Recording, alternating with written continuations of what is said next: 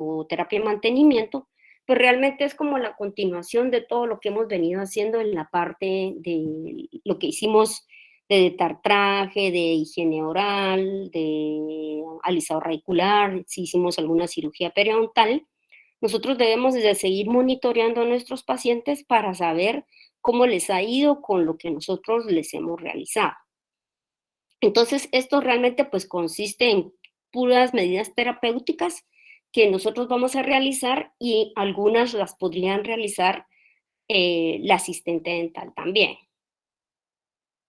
Entonces, prácticamente la terapia de mantenimiento pues es la extensión de la terapia periodontal activa y son medidas preventivas y terapéuticas que vamos a estar utilizando para seguir manteniendo al paciente lo más sano periodontalmente posible. Se recuerdan que dentro de la clasificación, cuando hablábamos de gingivitis y periodontitis, hablábamos de un periodonto reducido o una periodontitis que había sido tratada exitosamente y que se mantenía ya un tejido sano. Entonces, esto se logra a través de estar monitoreando a los pacientes en el transcurrir del tiempo. Eso quiere decir que si yo termino un tratamiento periodontal, tendría que darle citas al paciente para seguir viendo cómo es que el paciente continúa o si la enfermedad tiene recidiva o si hay algún problema con la higiene, entonces ir reforzando nuevas técnicas o reforzar lo que es la higiene en el paciente. Entonces, definitivamente, pues tenemos la salud, tenemos la fase teológica, que es básicamente la que nosotros controlamos y que hemos aprendido a hacer en la universidad. Algunos habrán tenido ya o tendrán más adelante lo que es la fase quirúrgica, que es la fase que hacemos en la parte de cirugía, en los curetajes abiertos, en los colgajos, que es lo que miraremos en este semestre. La parte restaurativa, que es lo que hacen también ustedes, todo lo que son incrustaciones, coronas, prótesis removibles, todo esto va de la mano porque si ustedes dejan mal, por ejemplo, una prótesis fija, sobreextendida o desadaptada, nos va a comenzar a dar problemas en los tejidos periodontales y vamos a tener nuevamente enfermedad periodontal.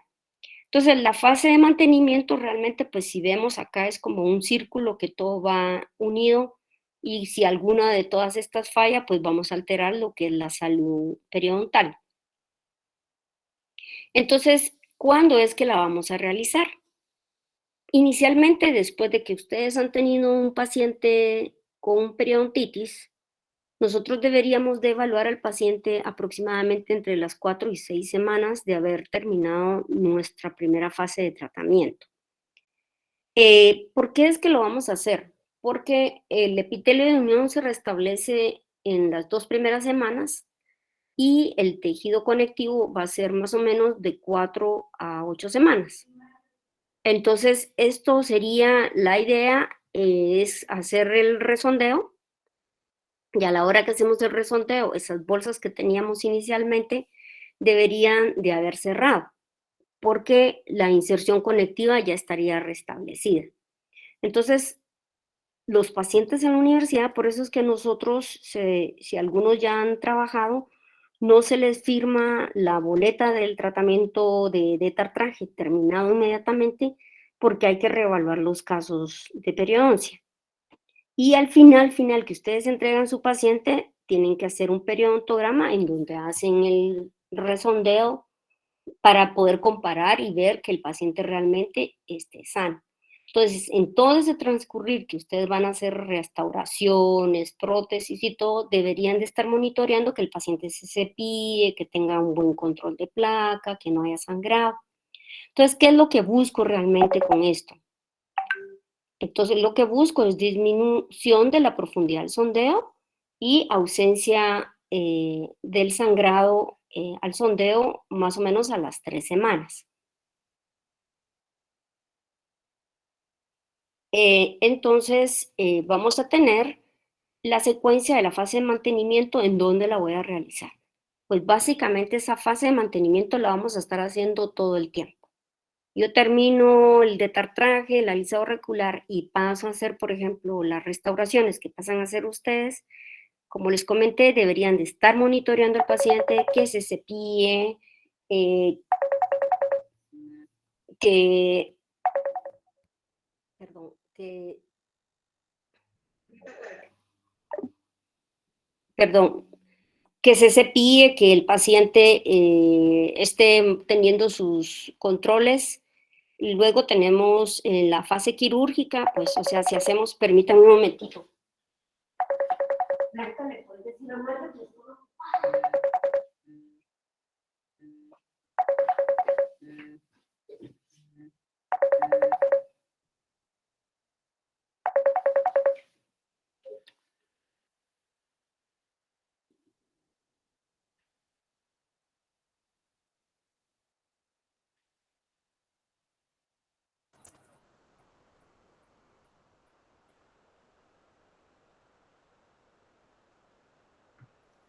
Perdón, jóvenes. Entonces, tenemos, después de la fase quirúrgica, nosotros tenemos que monitorear al paciente y tenemos que saber si ha respondido al tratamiento quirúrgico, dependiendo qué procedimiento quirúrgico hayamos hecho. Entonces, tenemos que seguir con la fase de mantenimiento. Y después de la fase restaurativa, tenemos que seguir manteniendo ese periodonto sano, o sea, saber si las restauraciones que hicimos fueron bien, si no habían sobreextensiones, y es por eso que también en el transcurso de la carrera ustedes van a ver que a veces hay necesidad de hacer alargamientos de corona, por ejemplo, porque la restauración nos está causando inflamación, o no vamos a ser capaces de poder hacer una buena restauración, entonces vamos a tener que entrar a la fase quirúrgica para hacer un alargamiento de corona. Entonces, todo esto va a ir acompañado de lo que es el mantenimiento y control de los tejidos periodontales. Entonces, para recordarles un poco en lo que era la clasificación, tenemos los pacientes con gingivitis tratados con éxito. Son aquellos pacientes que nosotros logramos que realmente cambiaran sus hábitos de higiene y logramos mantener el tejido sano. Tenemos los pacientes con periodontitis tratados con éxito, los pacientes con periodontitis con un periodonto reducido pero sanos, y los pacientes con periodontitis con inflamación. Esto es la clasificación que acabamos de ver el semestre que terminó. Bueno, entonces, media vez hemos terminado la parte del tratamiento periodontal, entonces nosotros tenemos que ir viendo en qué tipo de paciente nosotros estamos. Entonces, ¿qué tanto riesgo tiene el paciente de que la enfermedad continúe o que el paciente realmente haya logrado controlar todos los factores causantes de la enfermedad periodontal como tal? Entonces, para esto nosotros tenemos que establecer intervalos de mantenimiento y esos intervalos los vamos a ir determinando de acuerdo a los factores de riesgo que tenga el paciente. Y entonces nosotros, ¿qué es lo que vamos a hacer en esas citas de mantenimiento? Pues vamos a evaluar al paciente, vamos a preguntarle si tiene alguna otra condición sistémica diferente a la que tenía cuando nosotros ingresamos al paciente, o si hay alguna otra problema periodontal que haya aparecido que no lo habíamos detectado. Eso lo vamos como actualizando la historia ontológica del paciente. Tenemos que reforzar lo que es la higiene oral, deberíamos de hacer otro control de placa y ver si realmente el paciente ha logrado o no mejorar sus técnicas de higiene. Si esto no estuviera, pues hay que volver a motivar al paciente para que realmente utilice todos los recursos de que pueda disponer para mantener toda su higiene de la mejor manera posible. Si detectamos cálculos nuevamente, pues definitivamente tenemos que volver a hacer detartraje, a veces alisado radicular, y pues definitivamente hay que hacer el resondeo porque es la única manera como nosotros vamos a poder saber si hay bolsas residuales o no. Entonces, acá les puse un caso que tuvimos en la clínica, el paciente en estas condiciones, lo que vemos acá eran abscesos periodontales como tal, un paciente diabético no controlado en ese momento, se le hizo toda la parte de tratamiento periodontal y de ahí se le mandó a hacer la parte de la que era la rehabilitación y el paciente pues al día de hoy, si ven, todavía tiene sarro, hay cálculos aquí, pero en general sus condiciones periodontales mejoraron de cierta manera, de una manera adecuada. Entonces, los objetivos de la terapia de mantenimiento realmente va a ser conseguir la estabilidad periodontal a largo plazo. Eso quiere decir que hay piezas que estaban comprometidas periodontalmente, nosotros vamos a lograr mantener esas piezas en el transcurrir del tiempo. Podemos mejorar las condiciones tanto fonéticas, estéticas o masticatorias. Esto iría combinado con la parte de los tratamientos rehabilitadores. Lo que tenemos que lograr también con esta terapia es minimizar la progresión de la enfermedad periodontal. Hay que evitar todos los procesos de reinfección y también, pues, o sea, prevenir todo lo que sería caries, pérdidas dentarias o hasta donde sea posible, evitar la colocación de implantes. Entonces, eh, pues definitivamente en esta terapia de mantenimiento también nos va a servir para saber si la enfermedad ha progresado o si la enfermedad realmente tuvo una buena resolución. Entonces, ¿cómo vamos a saber si tuvimos una buena resolución? O sea, si nuestro tratamiento periodontal fue exitoso o si realmente no logramos el objetivo que queríamos, que era lograr los tejidos periodontales que estuvieran lo más sano posibles. Entonces, en lo que es el fracaso, van a ser los pacientes que tienen inflamaciones recurrentes. Cuando hacemos el sondeo, hay sangrado al sondeo, las bolsas se hicieron más profundas, hay aumento de la pérdida ósea y aumento de la movilidad. ¿Cuándo va a ser un tratamiento exitoso? Cuando no vamos a tener todas estas cosas que mencionamos ahorita. O sea, no va a haber inflamación, hacemos el sondaje, no va a haber sangrado al sondaje, las bolsas se disminuyeron de tamaño, vamos a tener una estabilidad, eso quiere decir que ya no vamos a tener movilidad dental y la pérdida ósea se va a detener y lo vamos a poder comprobar en el transcurrir del tiempo a través de imágenes radiográficas. Doctora, Sí, ¿hasta cuántos milímetros se puede recuperar la bolsa o cuánto tejido se puede recuperar a la hora de la reducción de la bolsa? la bolsa se puede reducir hasta un 90%. Ok. O sea, realmente, o sea, nosotros vemos en los tratamientos periodontales después que hacemos los resondajes, resoluciones de bolsas de 10 han llegado a 3 milímetros. O sea, eso es lo que esperamos. Y lo que se considera todavía sano después que en tratamientos que han tenido, pacientes que han tenido enfermedades periodontales muy severas, 4. O sea, una bolsa de 4 se considera como sana, ya en una reevaluación, ¿ya? O sea, cuando nosotros ingresamos a nuestro paciente y tenemos un 4, por eso es importante saber la historia del paciente. Si es un paciente que nunca ha sido tratado periodontalmente, entonces una bolsa de 4 sí nos está indicando un proceso de enfermedad periodontal, periodontitis que está iniciando, ¿ya? Pero si ese paciente lo monitoreo durante 10 años y me da una bolsa de 4, lo podría considerar como éxito, porque si la bolsa no sangra, pero la bolsa tenía una profundidad de 10, por ejemplo, llega a 4, eso es exitoso, ¿sí? Sí, doctora, gracias. Muy bien, perdón. Entonces, realmente, pues el éxito de la terapia, pues definitivamente lo que queremos es en el transcurrir del tiempo que se produzca el proceso de cicatrización o el cierre de la bolsa y tenemos que tener el seguimiento a largo plazo. Entonces, ¿qué es lo que va a ser un fracaso? Vamos a tener sangrado, vamos a tener bolsas residuales, Va a continuar la pérdida ósea, va a continuar la movilidad y el proceso inflamatorio va a seguir. Todo esto se hace un círculo vicioso en el que no salimos de la enfermedad periodontal. Y vamos a considerar un éxito todos los pacientes que, pues, que definitivamente a la hora de hacer la reevaluación, pues no tengamos sangrado al sondaje, no haya movilidad, o sea, no haya un proceso inflamatorio clínico evidente.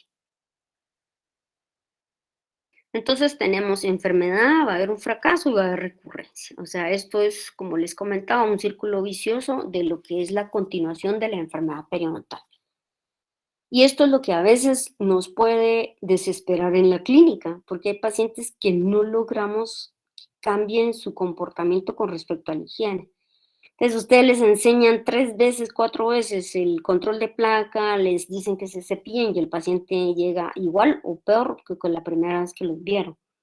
Estos pacientes hay que tener mucho cuidado en el manejo, más que todo por el comportamiento y el cambio de actitud del paciente, porque si no son pacientes que nosotros no vamos a lograr éxito a ningún nivel, porque el paciente no vamos, aunque les pongamos las rehabilitaciones, el paciente no se va a seguir limpiando.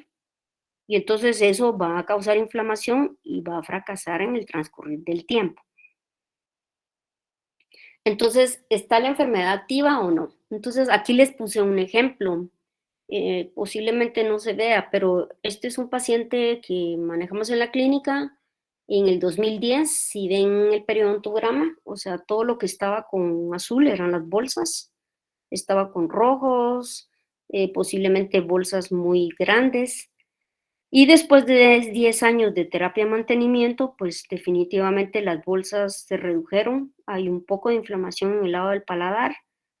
Era lo que les comentaba, cuesta que los pacientes realmente tengan buena higiene, pero pues este caso es un caso en donde se mantuvieron las piezas presentes luego de 10 años. Bueno, ahorita ya estamos en el 2022, este paciente se le sigue viendo y el paciente sigue con todas sus piezas, pues.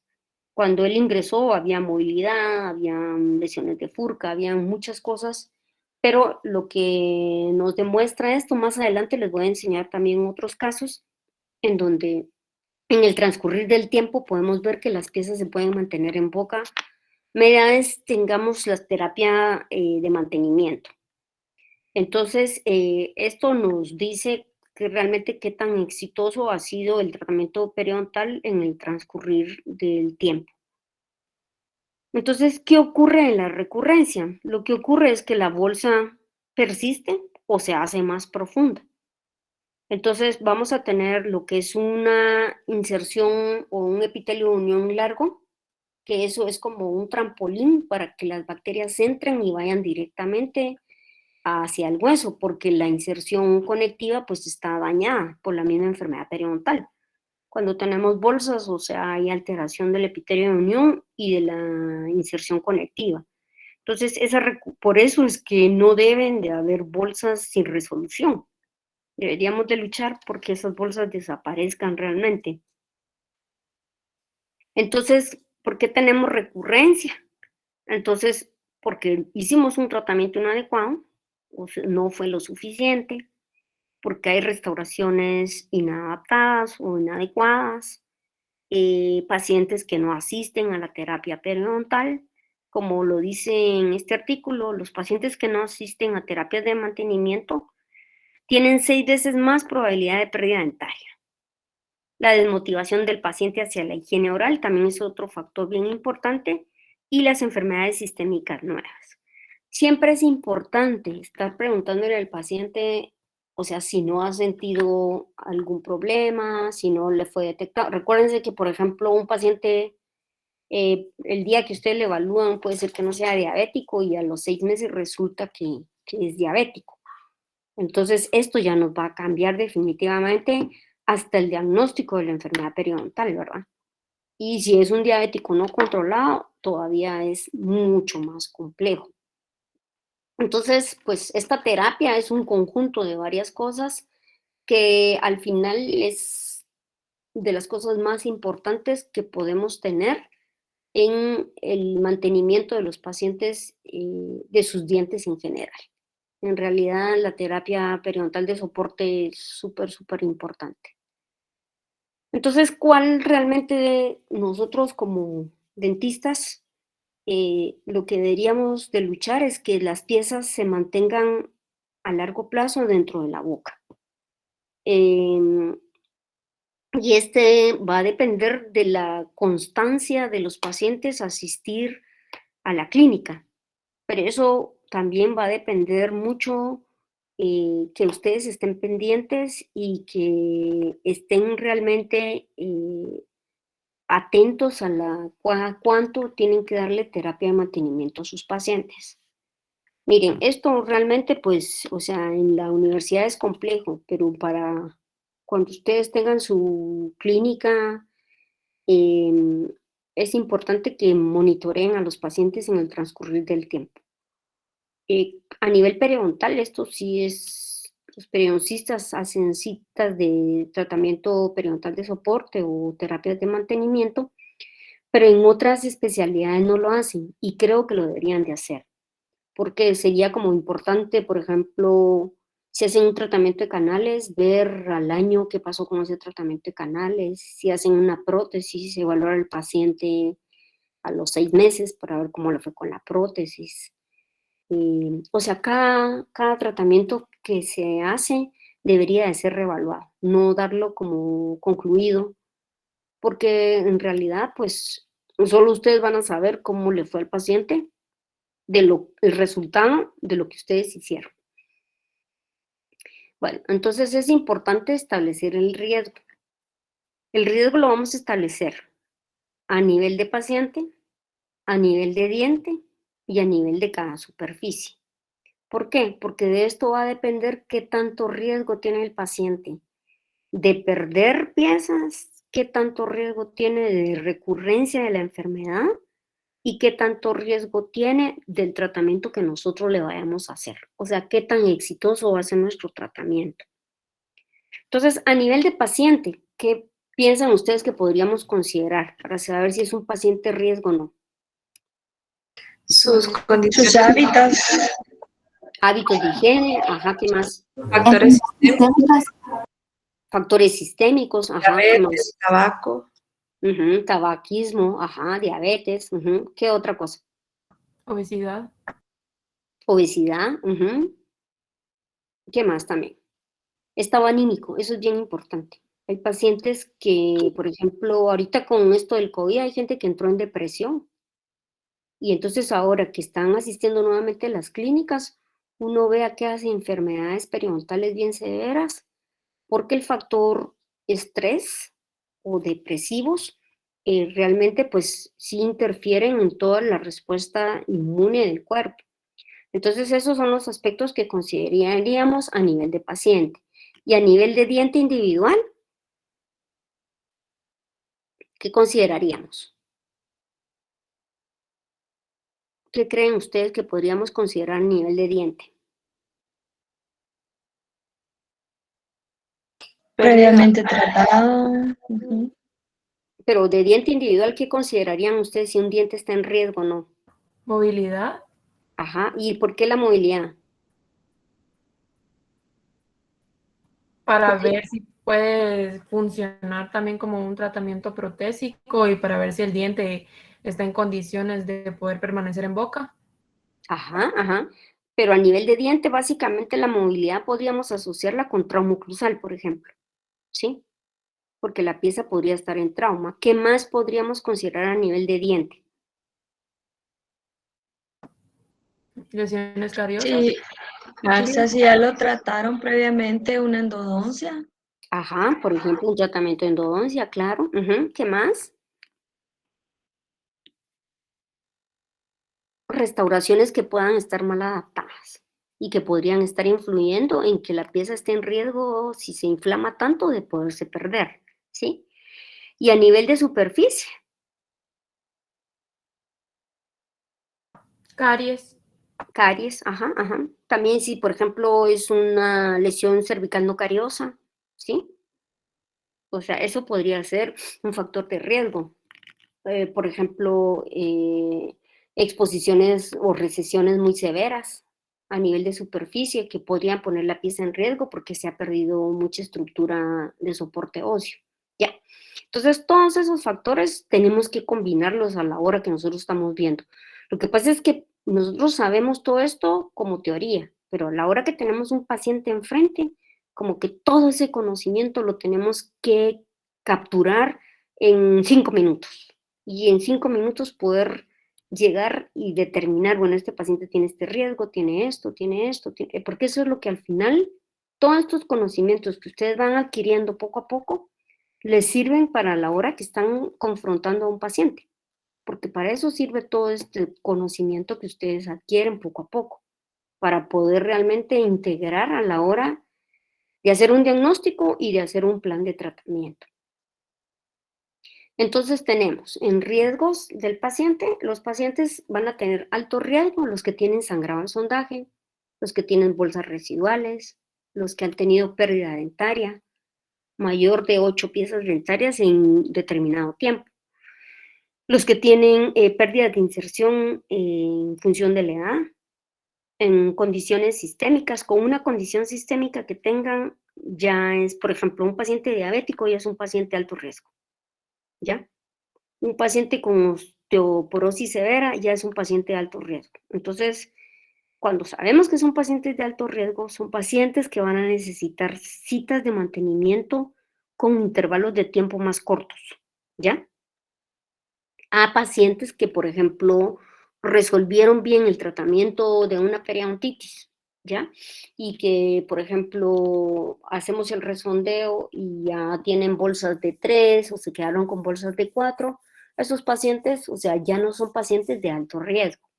Entonces, los pacientes que son fumadores, pues definitivamente depende de la cantidad de cigarros, van a estar entre el alto riesgo o un riesgo moderado.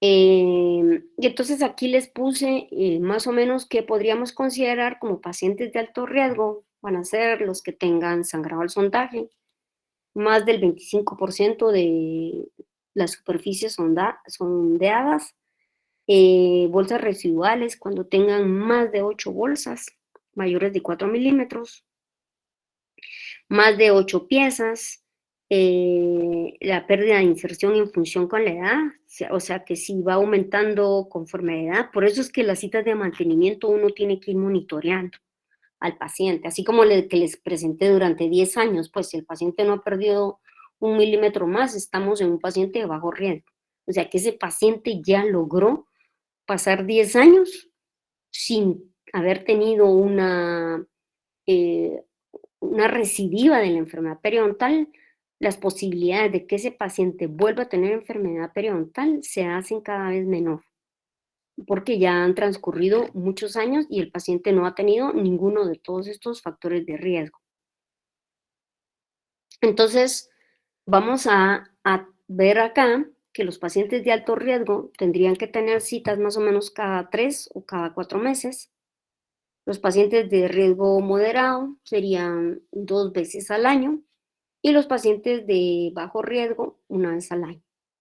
O sea, ¿esto qué nos permite? O sea, nos permite saber que los pacientes, por ejemplo, cuando ustedes tengan un paciente en la universidad, un estadio 2, grado A o B, o sea, ¿qué sería? ¿Un paciente de qué riesgo? ¿Cómo lo catalogarían ustedes? Moderados, si es estadio 2, grados A, digamos. Yo o sea, diría que es moderado. Ahora sí es un grado B o C, sí, ya sería como que más de riesgo. Ajá. Pero, por ejemplo, si es un grado, inicialmente, si comienza con grado A, le podríamos poner una terapia de mantenimiento a los 6 meses y evaluar. Si ese paciente, si logra mantener, lo podríamos ya catalogar como un paciente de bajo riesgo. Ahora, si tenemos un paciente en un estadio 3, ¿sí? Con que sea grado A o B, lo vamos a considerar como alto riesgo, porque es un estadio 3, estamos hablando de bolsas mayores de, ¿cuántos milímetros? 8. Vamos a estar hablando ya de bolsas de 7 milímetros para adelante, ¿sí? Entonces, esos pacientes son pacientes de alto riesgo y tenemos que estarlos monitoreando. Prácticamente, o sea, les digo que el resto de la vida. Yo les voy a enseñar unos casos en pacientes que he tenido de veintitantos años de terapias de mantenimiento, de terapia experimental de soportes, y los veo cada 3 meses, a pesar de que ya transcurrieron 20 años de mantenimiento. Entonces, y los he logrado mantener con sus dientes en boca. Entonces, hay que, como que tenemos que aprender a ver en qué riesgo está el paciente, ¿ya? O sea, yo podría pasar esos pacientes a citas de mantenimiento más prolongadas, pero los mismos pacientes me piden que no les deje. O sea, que ya se acostumbraron a que tienen que ir cada 3 meses a la clínica. Entonces yo les digo, mire, ¿le puedo espaciar la cita 4? No, yo quiero que me vea cada 3. O sea, ahí ya es decisión del paciente, pero yo podría verlos cada 4 o cada 5 meses. Pero eso es como también hay que, o sea, si el paciente pues considera que debe ser recibir algún tipo de terapia, pues lo hacemos, porque, o sea, el paciente también es importante respetar su decisión. Pero si el paciente no quiere llegar, por ejemplo, porque podría ser un paciente de alto riesgo que no quiere llegar, lo llamamos por teléfono, le ponemos mensaje por WhatsApp, le decimos y, o sea, a veces yo tengo que hablar, casi nunca, pero a veces tengo que hablar por teléfono con ellos y recapturarles y decirles, mire, usted es un paciente de alto riesgo, usted debe venir a que se le evalúe nuevamente porque usted no va a dejar de ser un paciente de alto riesgo. Entonces, eso el paciente tiene que tomar conciencia y para eso es parte del diagnóstico que hacen ustedes. Cuando hacen el diagnóstico en el paciente en la universidad, le deben decir al paciente, mire, usted tiene periodontitis, esta enfermedad es esto, y usted tiene tanto riesgo o no tiene riesgo de que esta enfermedad progrese o no progrese. O sea, esa debería ser parte de su misión en la universidad. O sea, el poder contactar al paciente y poderle explicar, porque esto les va a dar más seguridad al paciente de que ustedes realmente sí están conociendo y saben qué es lo que le están haciendo al paciente. Bueno, entonces, ¿qué protocolos de acción tengo que tener yo en las terapias de mantenimiento? Entonces, en el examen, yo lo que tengo que hacer es actualizar la historia médica, que era lo que habíamos hablado, preguntarle alguna nueva enfermedad o algún nuevo medicamento que esté tomando, ha recibido algún tratamiento dental nuevo, y el paciente les va a decir. Entonces, tenemos que volver a hacer el resondeo y vamos a evaluar como lo que fuera el periodontograma nuevamente. O sea, vamos a ver si hay sangrado, si hay cambios en todo el proceso inflamatorio, si hay movilidad, si hay recesiones, si hay nuevas caries o cómo están las restauraciones. Vamos a evaluar la higiene del paciente, eso quiere decir que vamos a hacer un control de placa, vamos a reforzar todo lo que es la higiene, vamos a determinar si hay factores de riesgo, o sea, eso quiere decir si hay bolsas recurrentes, pues entonces vamos a trabajar las bolsas que sean recurrentes. No vamos a hacer alisado radicular en todas las bolsas que tenían anteriormente, por ejemplo, 5 o 6, y cuando ustedes hacen el sondeo y tienen 3, ustedes ya no van a hacer tratamiento subgingival en esas áreas. O sea, lo harían solo en las áreas donde van a tener bolsas. Y si la bolsa sangra. La otra cosa importante es si hay factores de retención de placa, como lo que serían cálculos, por ejemplo, supragingivales, eso sí hay que eliminarlos, los tienen que eliminar. Podemos también recomendarles algunos enjuagues o algunas pastas o algo dependiendo de lo que nosotros veamos y vamos a hacer profilaxis y aplicaciones de flujo. Entonces, después de que hicimos todo eso, hacemos y programamos la cita del paciente. Entonces, en esto es donde nosotros tenemos que platicar con el paciente, decirle, mire, yo veo que hay sangrado, que usted no se está limpiando bien, que su técnica de cepillado no está bien, tengo que volverle a evaluar en 3 meses, porque usted todavía tiene riesgo de que la enfermedad pueda regresar. Si no son, mire, usted se está cepillando muy bien, ha mejorado mucho su higiene, o sea, todo está muy bien, creo que le puedo colocar la cita en 6 meses. Entonces, dependiendo de lo que vayamos encontrando, nosotros vamos a determinar el intervalo de cómo es que vamos a ver al paciente. Entonces, si está en alto, en moderado o bajo riesgo. Entonces, tiempos más o menos que nos vamos a tardar. Entonces, vean la cantidad de tiempo que nos vamos a invertir más o menos en el paciente para hacer esta terapia de mantenimiento. Entonces, en el diagnóstico, en lo que le preguntamos al paciente, cómo está, algo nuevo, alguna enfermedad nueva, medicamentos nuevos, aproximadamente son 15 minutos en lo que platicamos con el paciente, y si nosotros miramos que el paciente lleva o le habíamos solicitado radiografías, pues evaluamos las radiografías de una vez en ese momento junto con el paciente. Luego pasamos a hacer un control de placa y vemos cómo está la higiene. Si no ha mejorado, hay que reforzar esas técnicas. Si el paciente está bien, entonces procedemos a mirar si hay factores de retención de placa, si hay cálculos, y los vamos a modificar. Entonces, en esos resondeos, pues ya vamos a saber si hay bolsas residuales o no. Si no hay bolsas, no necesitamos hacer ningún alisado radicular. Si el paciente pues está bien y está como nosotros quisiéramos, hacemos profilaxis, pulido de las superficies, y le colocamos flúor. Y, o sea, marcamos nuevamente la cita para la próxima cita de reevaluación. Entonces, ¿cómo van a ser los intervalos? Lo habíamos platicado más o menos, pero van a ser diferentes, no podemos estandarizar. Todos los pacientes los voy a ver cada 6 meses, ¿no? Eso va a depender de lo que habíamos platicado anteriormente. Entonces, la colaboración del paciente también es bien importante, la buena higiene, ese famoso 20%, y evaluar a los pacientes cada 3 meses si son pacientes de alto riesgo y cada 6 si son pacientes de bajo riesgo. Entonces, este es un artículo que me pareció interesante. Este es un artículo de Trombelli, que es un italiano que trabaja bastante en periodoncia, y con sus colaboradores determinaron que el intervalo recomendado puede oscilar entre 2 a 4 visitas al año. Pero eso definitivamente va a depender del riesgo, como lo platicamos hace un ratito, que tenga el paciente. Entonces, al evaluar riesgo, vamos a evaluar, ¿se recuerdan? Paciente, diente y superficie. Entonces, ¿cuándo voy a mandar exámenes de radiografía? Porque cada 3 meses no le puedo mandar radiografías al paciente, ¿verdad? Entonces, esto también porque al paciente hay que mandarle radiografías para ir monitoreando cómo es que va también a nivel radiográfico, o cómo quedaron las rehabilitaciones que se le hicieron o las restauraciones que tenía el paciente. Entonces, esto pues hay que monitorear.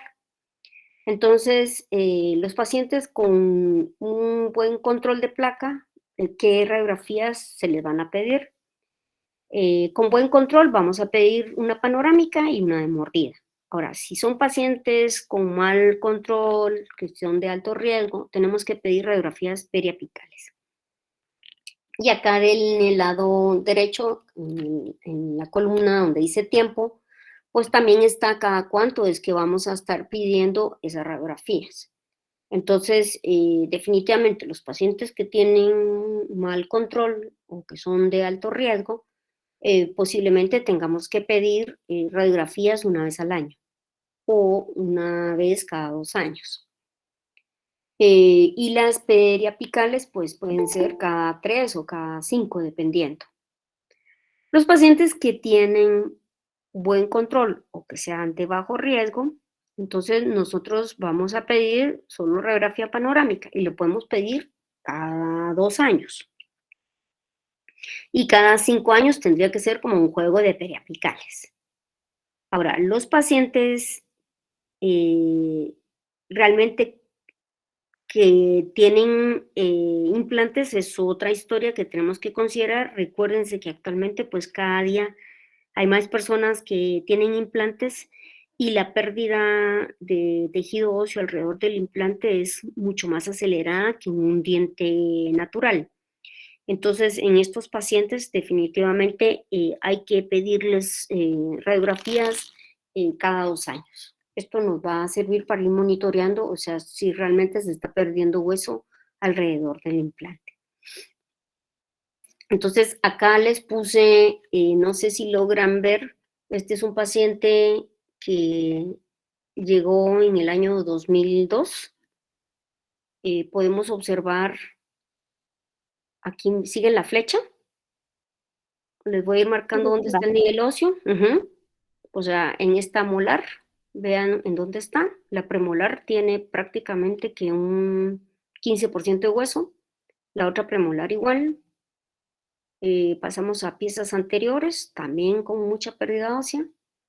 La pieza 2.6, o sea, es una pieza casi que está en el aire. Tenemos en la parte inferior un defecto vertical con bastante pérdida ósea. Piezas acá no se ve mucho. En el área de molares también vemos acá bastante pérdida ósea. Este paciente definitivamente si lo clasificáramos al día de hoy, ¿qué estadio le daríamos? 3, sin contar, bueno, como ya no se contaría el grado, ¿verdad? Porque si ya es estadio 3, ya. Ujú, ujú, ujú. Entonces, veamos este paciente. O sea, aquí están las radiografías un poco como las periapicales un poco más en grande. Y el paciente, aquí les puse los años. Este es un paciente que tiene 19 años de terapia de mantenimiento. El paciente estaba así, en el lado izquierdo. Esta es la radiografía del año 2021, la que está de este lado, ¿sí? Las que están al centro. O sea, a los extremos eran las que les enseñé del año 2002. Y en el año 2021, esta es la radiografía que teníamos de la paciente. O sea, la paciente se recuperó del tratamiento periodontal, no se perdió ni una sola pieza. ¿Logran ver eso, verdad? ¿Lo ven? Sí, Sí. Bueno, entonces, ¿esto qué nos dice? O sea, nos dice muchas cosas. Primero, que logramos mantener esas piezas en boca durante muchísimo tiempo. O sea, 19 años de terapia y de mantener piezas en boca es bastante. Posiblemente la edad que ustedes tenían cuando estaban en primero o segundo de odontología. O sea, son, bueno, eso es 2021, en 2022 esa paciente ya tiene 20 años de tener las piezas en boca. O sea, a esta paciente se le hizo todo el manejo periodontal. En el año 2002 la clasificación no había salido todavía, la nueva clasificación que manejamos actualmente. Esa paciente fue clasificada como una enfermedad periodontal, en ese momento era de progresión rápida. Definitivamente la paciente llegó y no quería perder dientes. Ahora, les llega una paciente como estas, o sea, ¿ustedes qué pensarían? Pues que van a lograr rescatar eso o no, así como una opinión personal, ¿qué pensarían? que no. Yo Difícil. también vi la radiografía y yo dije, wow, qué difícil. Súper difícil, la verdad es que es súper complicado. Y les digo que, pues, o sea, al día de hoy, o sea, parte de mi clínica, de lo que yo hago es esto. Yo prefiero mantener piezas en boca a colocación de implantes. Lamentablemente, la tendencia ahorita es extraer y colocar implantes. Pero ¿cuál era el problema de la paciente? El problema es que si se extraían las piezas, no iba a tener hueso en donde soportar implantes. Y entonces el dilema era, ¿se mantienen o no se mantienen? Bueno, ahí era de la lucha de preservar. Se hizo el tratamiento periodontal, se hizo ajuste, algunas otras cosas, y pues la paciente está con sus dientes en boca al día de hoy. Este es otro caso de 1993, ingresó la paciente con una enfermedad periodontal severa. O sea, vean este canino, prácticamente que no tenía nada de hueso. Esta otra pieza de acá abajo, o sea, la pieza totalmente con, ¿qué les diré yo? O sea, tenía unos 5 o 10% de hueso, posiblemente. Y en la parte, o sea, posterior, pues habían defectos de 2 paredes, o sea, con una enfermedad periodontal. Acá tampoco. Y el gran problema era que la paciente, vean cuántos años tenía, 30 años. Y estas piezas, lo indicado era extraerlas, pues. Y esto también, pero la paciente no quería perder piezas, pues, o sea, 30 años es una paciente relativamente joven. Vean esta premolar también acá, con esta cantidad de hueso perdido. Bueno, esta es la paciente, tenemos 27 años de terapia periodontal de soporte, no se perdió ninguna pieza, ¿sí? Esta es la pieza que a la premolar, el canino lo logramos rescatar. Esta es la otra premolar que se mira, les voy a regresar la imagen para que vean. O sea, esta era la premolar, nuestro canino que tenía bastante pérdida, el lateral y las piezas, o sea, que estaban acá con sus defectos. Esta es la paciente, o sea, acá tenemos resolución, acá hay un defecto vertical, hay un cálculo. Lo dejé así porque la paciente dejó de llegar como unos 5 años a la terapia de mantenimiento. Pero las piezas, y aún miren, esta férula está rota y la pieza está en boca. Porque esto se había ferulizado con la idea de mantener, pero la pieza se mantuvo. Y vean cómo está. O sea, esta se solucionó su problema. El canino no se ve mucho, pero también tuvo una resolución grande en esta parte de acá. Acá se ve un poquito más. Entonces, ¿esto qué nos dice? O sea, que si hacemos buenos tratamientos periodontales, o sea, tratamientos periodontales a conciencia, queriendo rescatar piezas, o sea, logramos mantener esas piezas en boca, a pesar de que las piezas podrían estar condenadas a perderse. Entonces, yo realmente sí lucho por mantener piezas en boca. Y eso es parte de, si ven la foto, esta foto desde el 2020, la paciente, miren, tenía un montón de cálculos. Aquí se ve un poquito, la férula está desprendida, o sea que la pieza no se mueve y ella pensaba que todavía esto estaba unido, pero no, pues, o sea, esto está independiente. Tuvo recesión, definitivamente, pero ahí están las piezas. O sea, todas sus piezas están en boca. Entonces, esto nos dice mucho de la importancia del tratamiento de mantenimiento, de la terapia de mantenimiento. Y solo les pongo aquí, sí, perdón. Perdón, hay como en ese caso, en el diente impactado, ¿es mejor en esos casos dejar los dientes impactados o para no perder más hueso o si igual está indicado también extraerlos? No, mira, lo que sucede es que, por ejemplo, mira cómo estaba esa pieza. O sea, lo que pasa es que la radiografía nos decía que la pieza posiblemente podría estar encima de la otra en la raíz, pero, o sea, tú puedes indicar cosas, pero los pacientes a veces no aceptar. Y por una parte, al final valió la pena no extraerlo, porque la pieza definitivamente está en otra posición. En la radiografía se ve así, pero definitivamente estaba en otra. Si tomáramos un CBCT, posiblemente la pieza está más direccionada a la tabla bucal y no está absolutamente en nada de contacto con el ligamento periodontal. Porque si ni la miramos acá, mira, o sea, la pieza no tiene ninguna reacción pulpar, o sea, aún creo que la pieza se ve un poco como más distalizada de cómo estaba, pero no hubo ninguna reabsorción radicular ahí.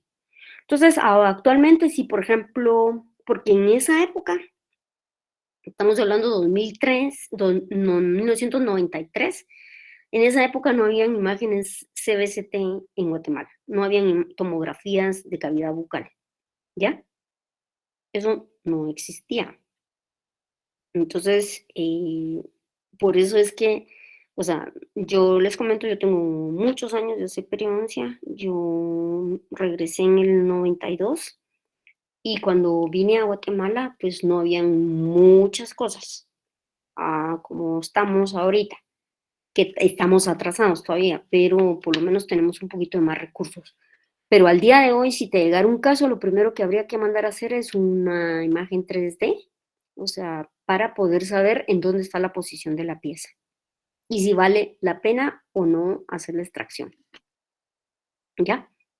Ok, doctora. Bueno, entonces aquí les puse, esto fue una publicación que hicimos en una revista. Lo interesante fue que fueron 100 pacientes los que monitoreamos. Vean, en promedio fueron 10 años de terapia de mantenimiento en 100 pacientes. O sea, lo que les estoy mostrando, o sea, es parte de, o sea, nosotros, yo en la clínica tengo más de 100 pacientes que podríamos poner entre 15, 20 años de terapia de mantenimiento. Entonces, esto nos hace pensar la importancia y la validez que tiene mantener a esos pacientes con los dientes en el transcurrir del tiempo. Entonces acá, pues, o sea, terapia periodontal activa, bueno, o sea, pacientes dentro de un intervalo de 3 a 6 meses de terapias de mantenimiento, se dividieron en 3 grupos. Los que asistían realmente a las terapias de mantenimiento y los que no asistían. Los que eran constantes en la terapia y los que había que estarlos casi que... Pero vean, aquí en este tiempo que se hizo ese estudio, los pacientes variaban entre 5 y 23 años de terapia de mantenimiento. O sea, eso es un montón de tiempo. Entonces, aquí lo importante de... Ay, perdón, algo apeché.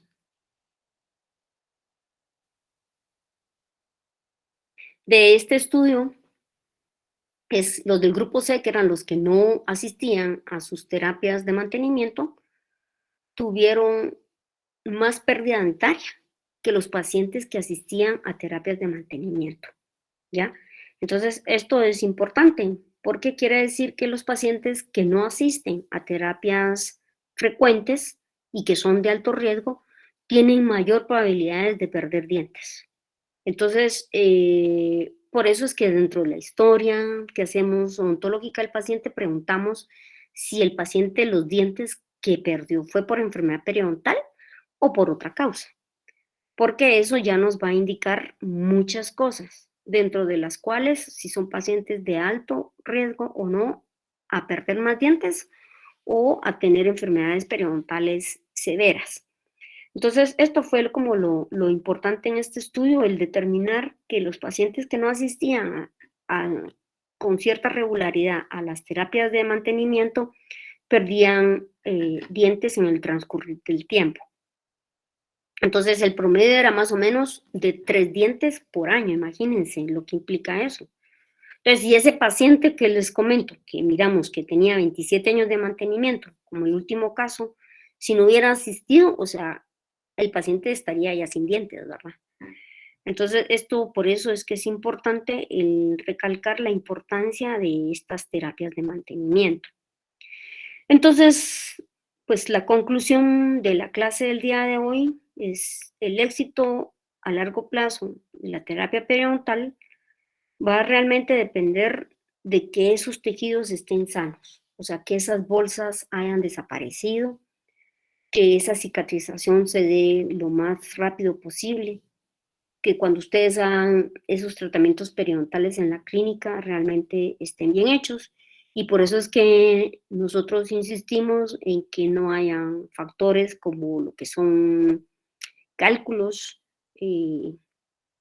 adentro de las bolsas o subgingivales, porque esto nos va a permitir, si los logramos eliminar y hacer un buen alisador radicular, nos va a permitir que tengamos una nueva inserción del tejido conectivo y que esas bolsas se cierren, porque eso es lo que al final nosotros pretendemos en la terapia periodontal, es que las bolsas desaparezcan, que se reduzcan de tamaño y que el proceso inflamatorio pues desaparezca o se mantenga lo más controlado posible. Pues esto es definitivamente lo que teníamos y aquí esta es una foto, estamos con la autora Laura, acá en un viaje que hicimos y solo para que decirles que los tenemos presentes siempre y que realmente pues O sea, realmente la periodoncia es una cosa gigante, como este coliseo, es gigante, es un reto que posiblemente en la clínica no se le valore como se debería valorar, pero su importancia es determinante en lo que ustedes van a tener a largo plazo con sus pacientes. Entonces, no sé si tienen dudas al respecto de la clase del día de hoy o de lo que hayan podido ver o leer. Gracias, doctora, todo bien. Ahorita le voy a escribir a mi paciente que dejó de ir, que Ajá. sí, que la verdad que sí es muy importante también como que estarlos convenciendo y ahí ir como que detrás de ellos también recordándoles, ¿verdad? Sí, lo que sucede es que, miren, pues, o sea, esta es la generalidad. Y yo les digo, y yo no logro entender al día de hoy qué es lo que sucede cuando se gradúan los colegas. Porque, por ejemplo, toda la parte de periodoncia se ha visto siempre. Y lo que menos hacen los colegas cuando ya están trabajando en sus clínicas es tomar una sonda y por lo menos dar una chequeadita cómo están las piezas. O sea, pueden ver que la pieza está sangrando y a pesar de que esté sangrando, hacen restauraciones y yo se los digo al día de hoy, o sea, colegas que hacen tratamientos de ortodoncia y cuando ven que las piezas ya se están cayendo, refieren a los pacientes para ver qué se les puede hacer. Cuando ya había enfermedad periodontal en esos casos y se pudo haber evitado que el paciente llegara en esas condiciones. Y así cualquier especialidad de las que yo les pudiera decir a nivel de odontología, hacen rehabilitaciones completas y se dan cuenta que el paciente necesita tratamiento periodontal y de ahí quieren que la encía no baje porque para que no se que expongan los cuellos de las piezas. Entonces, en realidad no logro entender por qué en esa odontología inicial que practica cada uno, o sea, ¿cuánto tiempo se puede tardar hacer un sondeo uno? Pues, o sea, estoy segurísima que no lleva más de 5 minutos. O sea, un sondeo no lleva más de 5. Aparte es anotarlo, hacer todo lo que ustedes hacen en un periodontograma. O sea, eso ya es, o sea, media hora, pues. Pero eso no, o sea, solo es coger la sonda y pasar en todos los dientes. Y si hay algún problema, pues ya mirar en la radiografía, ver lo que hay.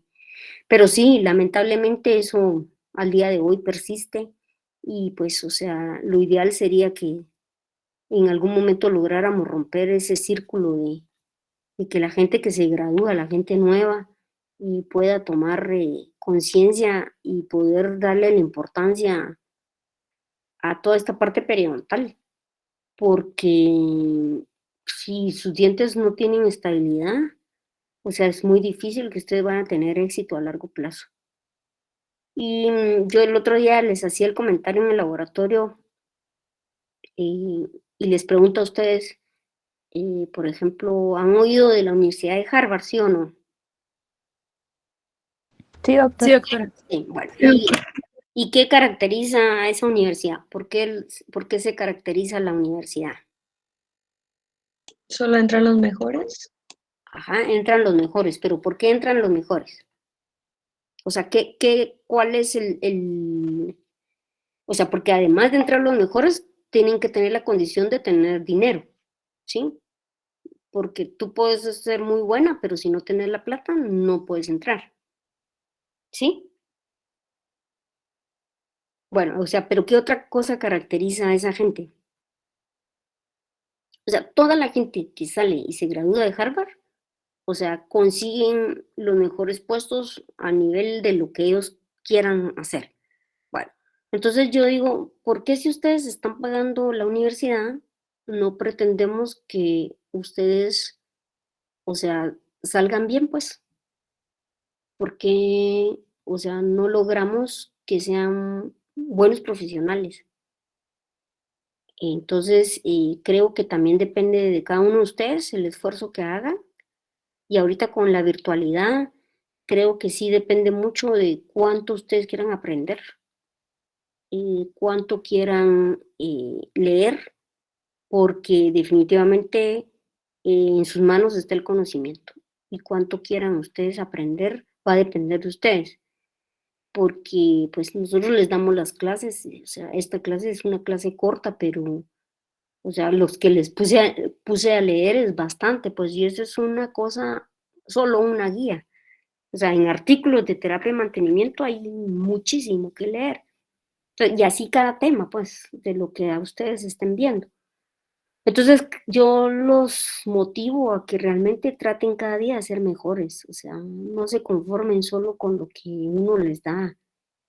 Y, o sea, en sus manos está lo que quieran aprender, porque, o sea, los exámenes, pues ya sabemos todos que se copian, que, o sea, ni siquiera participan a veces en las clases, pero yo creo que, o sea, son ustedes, van a hacer sus vidas profesionales, entonces traten de leer lo más que puedan y pues ahí estamos para poder resolver sus dudas y lo que quieran aprender, pues, o sea, con mucho gusto.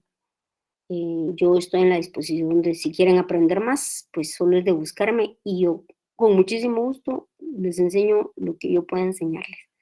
Entonces, nuevamente les pregunto si tienen alguna duda. ¿Quedó claro? Doctora, perdón, yo me quedé con una duda, pero del artículo. Ujú, ujú, sí. Hay una parte donde justo nos hablan de cuál es el mejor antiséptico, ya sea en forma de dentrífico o de colutorio. Mi Ujú, duda es, en el artículo en ambas partes mencionan la clorexidina, pero, por ejemplo, ponen clorexidina con aceites esenciales en el caso de colutorio, y para dentrífico mencionaban clorexidina con, creo que era, no, la clorexidina y triclosan. Pero en la guía, en la hoja que tenemos que hacer, ¿quiere que le pongamos las combinaciones que mencionan ahí o solamente la clorexidina que está como bien definida en ambas presentaciones? sí, lo que sucede es que también tenemos que tener criterio, porque recuérdense que la clorexidina no la podemos usar como un producto de uso permanente. Sí, por la pigmentación. Ya por la pigmentación y también porque, o sea, va a causar daño a nivel de papilas gustativas. Ujú. Entonces, o sea, ellos posiblemente también hay que ver, porque esa guía también, por ejemplo, tiene recomendación A, B o cero. Entonces, dependiendo, y con flechitas para arriba es que está súper recomendado. Si tiene Oh, cero es que está en más o menos sí y no. Y si tiene B es más o menos medio, ya, como que oh, no todos estuvieron de acuerdo en la... Entonces, pero el criterio de ustedes es bien importante. Entonces, oh. lo que ustedes me escriban, por ejemplo, yo recomendaría pasta con clorexidina en la terapia activa y como terapia de mantenimiento recomendaría tal cosa, ¿ya?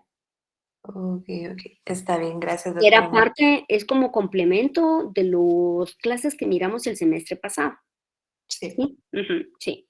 O sea que para gracias. mí es bien importante que ustedes ya puedan ahorita ir manejando sus criterios personales, porque esto es lo que van a ir a hacer a la clínica. Ustedes, los pacientes, son suyos. Nosotros lo único que hacemos es supervisar lo que ustedes hacen, porque esos pacientes después pueden ser que les sigan en sus clínicas. O sea, yo les cuento de mis pacientes que yo tuve en la universidad, hubo pacientes que me siguieron cuando yo me gradué. Claro, después ya no, porque yo me fui a estudiar afuera, pero aún así hay gente que me buscó después. Eh, entonces, ustedes pónganse las pilas y traten bien a sus pacientes, infórmenles, digan de todo, lo que ellos tienen, qué es lo que ustedes les van a hacer, cómo se los van a hacer. El paciente se los va a agradecer un montón. ¿Alguna otra duda que tengan? Gracias, doctora. Muy bien, entonces solo estamos mañana con los estudiantes que tenemos la práctica de laboratorio. Eh, ahí llevan lo que se les pidió, por favor. Y solo pongo un recordatorio para todos. A partir del laboratorio 2, nosotros vamos a hacer cortos en el laboratorio. Este es con la idea de que ustedes lleven leído el tema, porque no va a tener sentido que estemos usando una lámina de bisturí y ustedes no saben ni siquiera cómo se pone la lámina de bisturí. Entonces, la idea es que ya lleguemos sabido de qué se va a tratar para que podamos hacer la práctica y aprovechar lo más que se pueda, porque van a aprender a suturar, van a aprender a hacer colgajos, entonces esa parte es bonita, es como muy práctica para ustedes y traten de aprovechar lo más que puedan. Entonces, mañana nos vemos con los del grupo 2 del laboratorio y cualquier duda que tengan, pues me escriben. Doctora, Sí. perdón, ¿ya desde el laboratorio 2 usamos la tabla de sutura o todavía no? Fíjate que no estoy segura, no he visto, pero en el laboratorio 2 vamos a tener ya lo que es incisiones. Y sí, las incisiones se hacen, o sea, se hacen en frutas y en la tabla que dejan una tarea a la doctora también. Porque vamos con incisiones y con suturas. Ujú. Entonces, creo que sí. Creo que sí. Yo ya le dije a la doctora que parece que estos señores no han venido, ¿verdad? Los que Es que se ofrecieron. tarda mucho en venir. Yo le pregunté y me dijeron que iban a venir como en un mes. Entonces, para los del grupo 1 ya creo que no conseguiríamos. Ya, pero entonces, o sea, haceme el favor de escribirle a la doctora Laura, porque yo ya le comenté, pero ella me dijo que ella sabía que los señores iban a venir, o sea, no sé si en 2 semanas o algo así, pues, pero decirle que qué pasaría si tú que sos del grupo 1, o sea, no conseguís la tabla para cuando te toque tu práctica. Yo de todas maneras voy a volver a hablar con ella, ¿verdad? Para preguntarle qué otra opción podríamos darles. Es que sí hay Doctora. Ajá. con Curí y todo, pero no son missing. Entonces, Eso le iba a decir, ajá, que yo encontré una página que está estuche de dirección y sutura, me imagino que más de alguien le ha de aparecer porque ahorita está en la publicidad en Facebook y cabal tienen todas los hilos de sutura y esa como tablita, pero ya viene con, digamos que con los cortecitos solo para suturar también. Pero ya Por si vienen nos los pueden poner otra opción, ajá, por si nos pusieran otra opción, ¿verdad? Porque estos de Missing, ay, no siempre quedan mal ellos también. Ajá, ajá, ujú. Lo que tendríamos que buscar es qué material se parece a ese, porque habría que buscar qué otra, bueno, voy a ver si puedo ir a algún lugar, alguna ferretería sería la opción, como para ver de qué se podría poner en lugar de eso, ¿verdad? igual vamos a buscar opciones y le enviamos correo a ustedes para ver qué dicen. Claro, Y si como para ver si esa opción está bien y lo podríamos utilizar. Ujú, ujú. Me parece. Le voy a mandar la imagen al grupo, yo creo que ya la agregamos al grupo de Perio. La voy a Ajá. mandar y para que usted la vea, la que le estaba diciendo yo.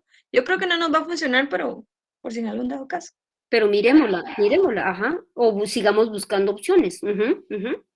Sí, me parece, está bien. Está bien. Ujú. Muy bien. ¿Alguna otra duda que tengan? ¿No? no, Por el doctora. momento no, doctora, gracias. Muy bien. Entonces, que descansen, que pasen feliz noche y entonces estamos con la práctica para el día de mañana y nos miramos nuevamente en la clase que les voy a dar yo, que es la de colgajos y creo yo, sí, colgajos son. Ujú. Muy bien, que descansen, feliz noche. Gracias, Doctora. doctora. Gracias, doctora. Igualmente, Feliz noche. Doctora, feliz noche.